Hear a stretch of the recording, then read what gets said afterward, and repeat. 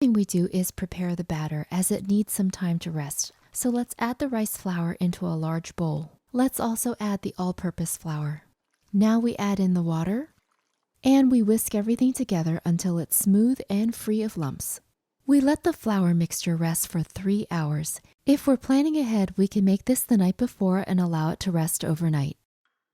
Next, we make the mung bean, which is one of the ingredients in the filling. Let's rinse the mung bean with water several times until the water is clear. After the final rinse, fill the bowl with water and let the beans soak for 1 hour. Drain the beans in a colander and shake off any remaining water. Add the beans into the rice cooker, and then let's add a little bit of salt. Spread the beans out evenly into a thin layer. Now we add just enough water to cover the beans.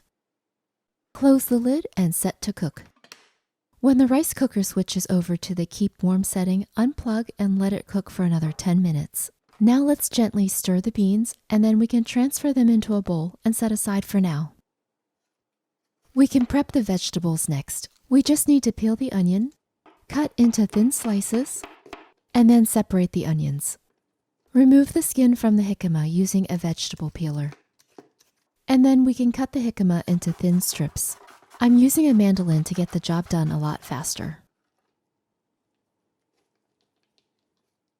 The remaining ingredient is the bean sprouts. These sprouts are washed and have their ends trimmed. The green onions are for the batter. Cut off part of the root and then chop the remainder. These are boneless, skinless chicken thighs, and we just need to cut them into thin strips. To the chicken, let's add minced garlic, salt, and ground black pepper. Now let's toss everything together. The flour mixture has been resting for the last 3 hours, and now we can proceed with the next steps. Carefully pour out the liquid from the top of the mixture, removing 1 cup. Add the sugar, turmeric powder, and coconut milk. Let's whisk everything together, combining all the ingredients well. Last step for the batter, add the green onions and then give it a quick stir. To cook the crepes, we need a sturdy 9-inch skillet. A heavy skillet helps to cook the crepes evenly and quickly. For each crepe, we will use approximately 1 ounce of onions, 2 ounces of chicken, 3 shrimp, 1 tablespoon mung bean, and 1 ounce each of jicama and bean sprouts. First, let's heat the skillet over medium heat until it's nice and hot. Next, we brush the skillet with about a teaspoon of vegetable oil.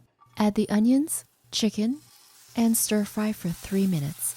For this next step, we want to do this fairly quickly. Add the shrimp, stir the batter, lift the skillet with one hand, and then pour in a little less than half a cup of batter. Swirl the skillet so the batter forms an even and thin layer.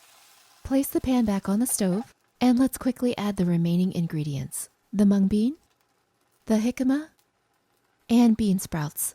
Cover the skillet and cook the crepe for 2 minutes.